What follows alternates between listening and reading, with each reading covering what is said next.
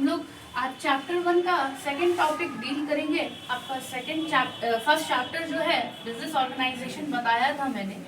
उसके बाद इसमें आपका जो नेक्स्ट टॉपिक है वो क्लासिफिकेशन ऑफ बिजनेस एक्टिविटीज़ है कि जो व्यवसाय की क्रियाएं हैं उनको उनका कैसे वर्गीकृत किया गया है उन्हें। ठीक है, तो व्यवसाय की क्रियाओं का जो वर्गीकरण है उसे मेनली दो पार्ट में बांटा गया है, उद्योग और वाणिज्य। उद्योग और वाणिज्य आपको समझ में आता होगा, ट्रेड एंड कॉमर्स। अगर हम इंडस्ट्रीज की बात करें, उद्योग की बात करें, तो सिंपल किसी भी तरह का मैन्युफैक्चरिंग प्रोसेस, ठीक है, किसी भी तरह का production process is a part of industry.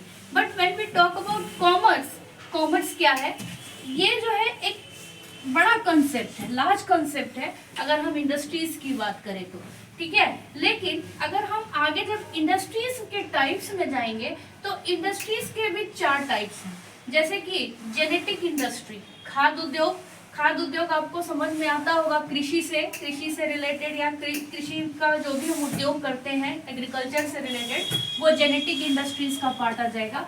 Extractive यानी निष्कर्षण उद्योग, यानी कहीं पर आपने खनन करके किसी चीज को निकाला है, लाइक कोयला जैसे होता है, या हम किसी पक्षी या जानवरों का शिकार करते हैं, वो एक्सट्रैक्टिव में आ जाएगा। और जब हम मैन्युफैक्चरिंग की बात करेंगे, जो कि थर्ड है, वो है निर्माणी उद्योग, यानी जो हम निर्माण करते हैं, यानी लाइक अगर शुगर कैन है, जो गन्ना है, उससे हम चीनी बनाते हैं, तो वो मैन्युफैक्चरिंग का पार्ट आएगा कि sugar industry is a part of manufacturing sector. वैसे ही टेक्सटाइल है, टेक्सटाइल यानी जो हम कपड़ा बनता है, वो जूट इंडस्ट्री है, जूट भी बनता है।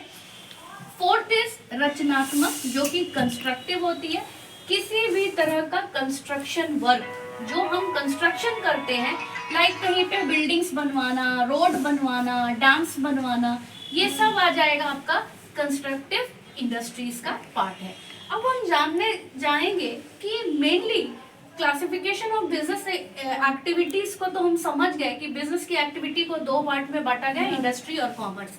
बट जब हम ट्रेड की बात करेंगे और ऑक्सिलरीज टू ट्रेड की बात करेंगे, जो आपका इसी चैप्टर का नेक्स्ट टॉपिक का हिस्सा है, trade and auxiliary to trade and what are the functions of auxiliaries to trade.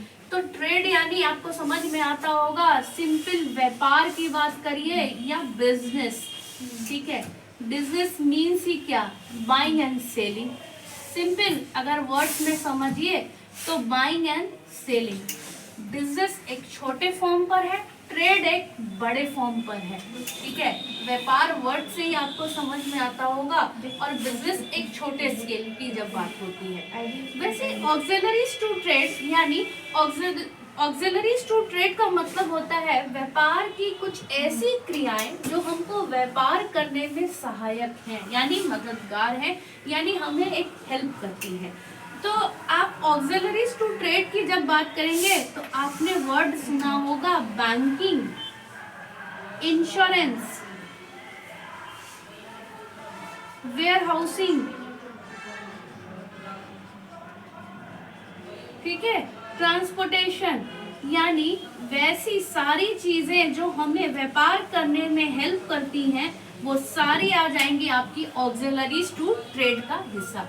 Banking, आज हम लोग पहले क्या होता था कि हम कोई भी सामान किसी से खरीदते थे, देते थे, तो हमको उसको पेमेंट करना पड़ता था। लेकिन अब अभी के मॉडर्न युग में क्या हो गया, बैंकिंग ने इतना सारी चीजों को इजी बना दिया है कि आप यहीं से किसी को बैठे बैठे पेमेंट्स कर सकते हैं और अपना ऑर्डर लगा सकते हैं। तो सिंपल बैंकिंग जो है, किसी भी तरह का पेमेंट्स करना है, किसी से पेमेंट लेनी है, तो आप बैंकिंग के माध्यम से अपना काम इजीली कर सकते हैं। वैसे इंश्योरेंस है, किसी भी आप बिजनेस को करते हैं तो बीमा करवाते हैं। बीमा हम क्यों कराते हैं? तो अपनी सेफ्टी के लिए कराते हैं किसी भी बिजनेस का। वेयर हाउसिंग, जहाँ पर हम अपना जो भी प्रोडक्शन का सामान है, प्रोडक्शन प्रोसेस हम चला रहे हैं, तो वेयर हाउसिंग जहाँ पर हम अपना सारा सामान, मटेरियल, जो भी हमारा फिनिश गुड्स है या रॉ मटेरियल है, वो सारे चीज को हम रखते हैं वहाँ पर, that is known as warehousing. और ट्रांसपोर्टेशन यानी एक जगह से हमको दूसरी जगह अपने माल को भेजना है, किसी भी शहर में या किसी भी डिस्ट्रिक्ट्स में, तो हम ट्रांसपोर्टेशन के माध्यम से सामानों को भेजते हैं और इसके कुछ सर्टेन चार्जेस भी लगते हैं, तो वो हम उसमें एक्स्ट्रा ऐड करके लेते हैं। अब इसी का एक और पार्ट है आपका लास्ट टॉपिक, फंक्शंस ऑफ और फंक्शनल एरियाज और फंक्शंस ऑफ बिजनेस। तो आप हमको सिंपल बताइए, अगर हम फंक्शंस की बात करें तो आपको मार्केटिंग आपने पढ़ा है ना। मार्केटिंग में क्या है, अगर हम मार्केटिंग की बात करें तो विपणन में हम नवाचार की बात करते हैं, यानी इनोवेशंस की बात करते हैं, क्रिएटिविटी की बात करते हैं। कोई भी जो हम प्रोडक्ट्स बनाते हैं उसमें हम क्या नया कर सकते हैं, वो नवाचार हो जाएगा। वैसे अगर हम उत्पादन एवं निर्माण यानी प्रोडक्शन एंड मैन्युफैक्चरर, आप कोई भी काम कर रहे हो, किसी प्रोडक्ट को लेके कुछ भी काम करते हो, तो आप सोचते हो कि मार्केट में हमारा ये प्रोडक्ट सरवाइव करेगा कि नहीं, और उस प्रोडक्ट को हम चलाने के लिए उसमें कुछ ना कुछ बदलाव करते रहते हैं, जो भी हम काम करते हैं। उसके बाद है वित्त यानी फाइनेंस। आज आप कोई भी एक सेटअप डालते हो, कोई भी काम करते हो, तो उससे आपको पैसे की जरूरत होती है और आप उस पर पैसा इन्वेस्ट करते हो, तो that is known as finance. उसके बाद है आपका सेल्स। आप कोई भी जो प्रोडक्ट मार्केट में ला रहे हो उसको बेचने का भी प्रयास करते हो कि ज्यादा से ज्यादा उसको बेचो तो आपको प्रॉफिट होगा, दैट इज नोन एज विक्रय और सेल्स। परचेजिंग, रॉ मटेरियल खरीदते हैं आप, उससे फिनिश गुड्स बनाते हैं, that is a part of purchasing. Accounting, सारी चीजों का आप एक लेखांकन करते हो, यानी अकाउंटिंग इंफॉर्मेशन, अकाउंट्स भी मेंटेन करते हो, तभी तो आपको अपनी कंपनी का, कोई भी बिजनेस का प्रॉफिट और लॉस की जानकारी होगी। उसके बाद it is also known as engineering concept, क्योंकि हम किसी न किसी टेक्निक पर काम करते हैं, इसीलिए इसको इंजीनियरिंग कंसेप्ट भी कहा गया है। और जहां पर आप किसी भी तरह का कोई बिजनेस कर रहे हो तो वहां आपको ऑफिस की रिक्वायरमेंट होगी, स्टाफ की रिक्वायरमेंट होगी, that is a part of staffing, office, कार्यालय। और मिसलेनियस यानी विविध, जैसे कि टाइम टू टाइम अपने प्रोडक्ट्स में कुछ इनोवेशंस करते हैं, नवाचार करते हैं, जिससे कि हमारा प्रोडक्ट मार्केट में लंबे समय तक सर्वाइव करे और हम एक अच्छा